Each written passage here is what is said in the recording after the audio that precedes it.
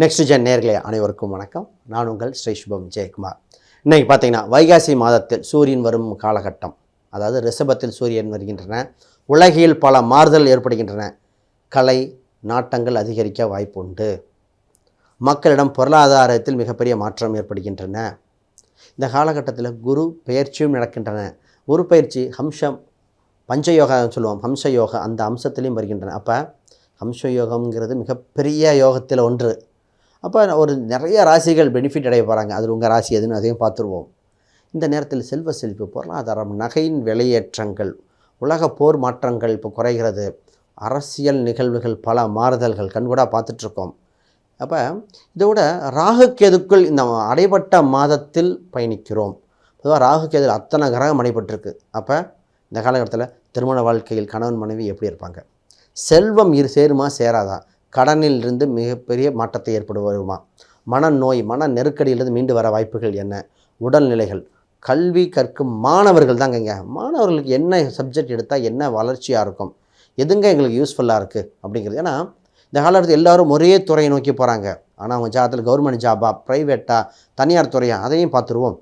அப்போ ஒவ்வொரு ராசி அடிப்பிலும் அவங்களுக்கு இந்த வசியம் இருக்கும், இந்த துறைகள், இந்த இதெல்லாம் அதை பற்றி பேச போகிறோம். மிகப்பெரியது சார். வெளிநாடா உள்நாடா இப்போ சொல்லிடுங்க சார். உலக அளவில் பல மாறுதல் இருக்குது. இப்போயும் சொல்கிறேன், நிறைய பேர் வெளிநாட்டுக்கு போக சொல்லியிருக்கேன். ஏன்னா உலக அளவில் பிரச்சனை இருக்கும்போது அங்கே போய் நீங்கள் அறுவடை செய்ய முடியும். அப்போ உங்கள் ராசி என்ன சொல்லிடுது? ஒவ்வொரு ராசிக்கும் ஒவ்வொரு பலாபலன் கோச்சாரத்தில் மாறுகின்ற இந்த மாதம் மிக மிக முக்கியமான மாதத்தில் ஒன்று. சுபகாரியங்கள் பலது இருக்குது. அக்னி நட்சத்திரத்தை தாண்டியவுடன் உலகில் பல மாறுதல் ஏற்படுகின்றன. அதை பற்றி தெளிவாக பார்த்துருவோம். வெற்றி வகை சூட ரெடியாக இருங்க. உங்களுக்கு தான். கடகராசி அன்பர்களே, கடமை உணர்ச்சி மிக்கவர்கள். தன் வாழ்வில் ஜெயிக்கின்ற வாய்ப்பை அடிக்கடி பெற உள்ளவங்க. ஒரு உலகம் இயங்குது அப்படின்னாலே அங்கே பாசம், அன்பு, ஒரு விஷயம் இருக்கணுங்க. அது இந்த ராசியில் இருக்குங்க. கடகராசி அன்பர்கள் ஒரு குடும்பத்துக்கு நிச்சயமாக தேவை. ஏன்னா பணம் ரீதியாக, சொத்து ரீதியாக மட்டும் உலகம் இயங்காது. அன்பு என்ற ஒரு கட்டுப்பாடு இந்த ராசியில் தான் இருக்கும். ஞானத்தை பெற்றவர்கள் இந்த ராசியில் குரு உச்சம். இப்போ அதை தான் பேச வேற போகிறேன். குரு உச்சம் பெறப்போகுது. ஹம்ச யோகத்தில் குரு உச்சம் பெறுகிற பற்றி பேச போகிறேன். ரைட். பொதுவாக கடகராசி இருந்தாலே அந்த இடத்துல மகிழ்ச்சி உண்டு. அறிவு சம்மந்தப்பட்டது நன்றாக இருக்கும். இமோஷனல் இருக்கும். ஹையஸ்ட் எமோஷன் மட்டும் வேண்டாம். ரைட். இந்த கோச்சார ரீதியாகுங்க. இந்த வருடம் இந்த வைகாசி மாதம் தொடங்கி சில நாளில் குரு உங்கள் ராசியில் உச்சம் பெறுகிறது. உங்கள் ராசி 5, 7, 9ஆம் வீட்டை பார்க்கின்றன. உங்கள் ராசியில் 11ஆம் வீட்டில் குரு வேறு, சூரியன் வேறு. முதல்ல நல்ல விஷயம் என்னென்னா, வெற்றி வாய்ப்பை தேடி பிறக்கக்கூடிய காலகட்டம். இத்தனை நாள் அந்த கஷ்டமான சூழ்நிலைகளிலிருந்து அறுவடை செய்யும் காலகட்டம். கடகம் உலகத்தை வழிநடத்த பிறந்து விட்டன. இந்த ராசி பார்த்திங்கன்னா 7ஆம் இடம் மக்கள் தொடர்பாக இருக்கும். 7ஆம் இடம் கணவன் மனைவி. இதை பற்றி முக்கியமாக பொதுவாக திருமணம் என்ற ஒரு வாழ்க்கையில் இல்லாமல் இருந்தவங்க திருமண வாழ்க்கை அடையக்கூடிய சூழ்நிலை வந்தாச்சு. சார் கல்யாணம் எங்களுக்கு நடக்குமா என்ற ஏங்கி தவித்த ஆண் பெண்கள் பல பேர். சரியான வரன், மனதுக்கு பிடித்த வரன் அமையுதுங்க நிச்சயமாக. அப்போ அக்டோபர் வரைக்கும் வாய்ப்புகள் இருக்கின்றன. காதல் அமையுமா? பொதுவாக ஒரு ஜாதகத்தை பார்க்கும்போதே லவ் மேரேஜா அரேஞ்ச் மேரேஜா? சரி, அரேஞ்ச் மேரேஜ்னால் தோஷம் இல்லை ஜாதகமாக இப்படி. 7ஆம் இடத்தில் நிற்கின்ற கிரகம் என்ன? 5, 7, 11 தொடர்பு வருதா? இல்லை 2 சம்மந்தப்படுறதா? இதெல்லாம் இல்லாமல் அதோட தசாபுத்தி இல்லாமல் திருமணம் இல்லை. கோச்சாரத்தில் தசாபுத்தியும் பார்க்கணும். இப்போ காதல் இருக்குமா சார்? நிறைய பேருக்கு காதல் திருமணம், உறவில் திருமணம் சொல்லப்பட்டிருக்கு. கோச்சாரத்தில் அப்படி தான் வாய்ப்பாக இருக்குது. பட் இண்டிவிஜுவல் ஜாதகம் மனதுக்கு என்ன சொன்னால் ஓவராலாக உங்கள் மனசுக்கு பிடித்த வரன் அமையும். இதுதான் திருமணம் பார்க்கும்போது இன்றைக்கி ரொம்ப ரொம்ப முக்கியமானது பார்க்குறது. 4ஆம் இடம் பொருத்தம் இல்லாமல் திருமணத்தை பொருத்த முடியல. நிறைய பேர் டைவர்ஸ்னு வந்து நிற்கக்கூடிய இந்த ராசியில் நிறைய பேர் கேட்டிருக்கீங்க கமெண்ட். அதாவது 10 வருஷம் 15 வருஷம் வாழ்ந்த வாழ்க்கையை தூக்கி போட தயாராகி இருக்கிற ஆண் பெண்கள் வேணாங்க, பிரிஞ்சால் போதுங்க, வேறு வாழ்க்கையை பார்ப்பாங்க ஒன்று. அப்போ இந்த காலகட்டத்தில் அந்த காலத்தில் பொருத்தம் பத்தலை. 6ஆம் பாவம் வெளுத்து கொண்டிருக்கின்றன. 6ஆம் பாவம் தான் பிரச்சனை, பிரிவுகள். அதற்கு நிவர்த்தி ஸ்தானம் 12ஆம் இடம் பார்க்கணும். 4ஆம் வீடு நல்லாமல் இல்லாத திருமணமே இல்லை. அதென்ன சார் 4ஆம் வீடு? 4ஆம் இடம் ஒரு ஆணோ பெண்ணோ.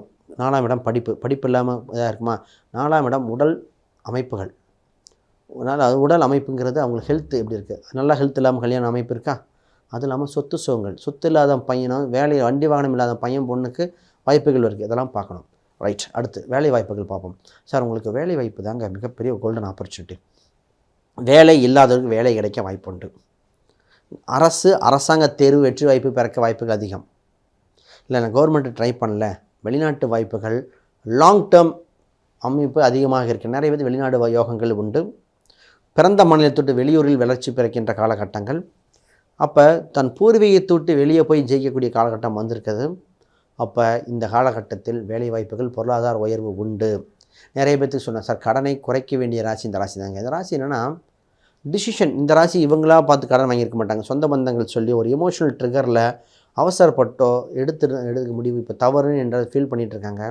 அப்போ ஃபஸ்ட்டு அட்வைஸ், கடனை குறைங்கள். கிரெடிட் கார்டு, செக்லிஃப்ட் சம்மந்தப்பட்டதை குறைக்க பாருங்கள். குழந்தை சம்மந்தம் நிறைய பேர் குழந்தைகள் வருத்தப்பட்ட ராசி இந்த ராசிங்க.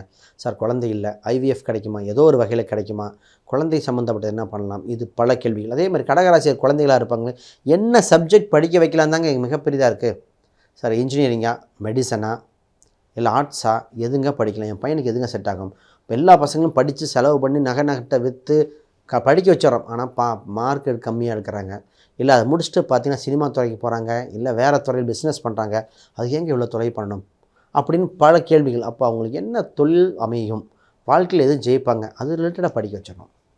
இந்த கூறுகளையும் மறந்துட வேண்டாம். பூர்வீக ரீதியான சொத்து சம்மந்தப்பட்ட பேச்சுவார்த்தைகள் உண்டு.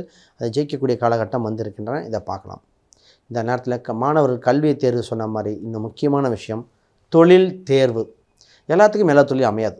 இப்போ ஒரு சிலருக்கு வேலைக்கு போய்ட்டு தொழில் அமைக்கலாம். உங்கள் ராசியில் செவ்வாயின் வலிமையும் சூரியன் வலிமையும் சரி என்றெல்லாம் பிஸ்னஸ் பண்ணக்கூடாது. செவ்வாய் சூரியன் கெட்டவருக்கு உங்கள் ஜாதகப்படி, கடகத்துக்கு செவ்வாய் சூரியன் கெட்டால் தொழில் கிடையாது, விட்டுட்டு வேறு தான் பார்க்கணும். அப்போ இந்த ராசிக்கு இதே குரு கெட்டவங்களுக்கு தொழில் போடலாமா? இந்த மாதிரி பிளான் பண்ணி பண்ண வேண்டிய ஜாதகமாக இருக்குங்க. வளர்ச்சியான காலகட்டம் வந்திருக்கின்றன. வாய்ப்பை பயன்படுத்தி கொள்ளுங்கள்.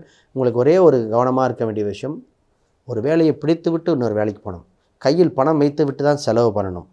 குடும்பத்தில் பிரச்சனைக்கு பொறுமையாக இருந்த தீர்வு காண வேண்டியது. இதெல்லாம் உங்களுக்கு நீங்கள் வழிபட வேண்டிய தெய்வமாக இப்பொழுது இருக்கின்றது. விநாயகரை கெட்டியாக பிடிச்சிக்கோங்க. பிள்ளையார்பட்டி ஒரு முறை போயிட்டு வந்தால் திருப்பம் ஏற்படுகின்றன. குறிப்பாக திருச்செந்தூர் முருகன் உங்களை அழைக்கிறானே சொல்லலாம்.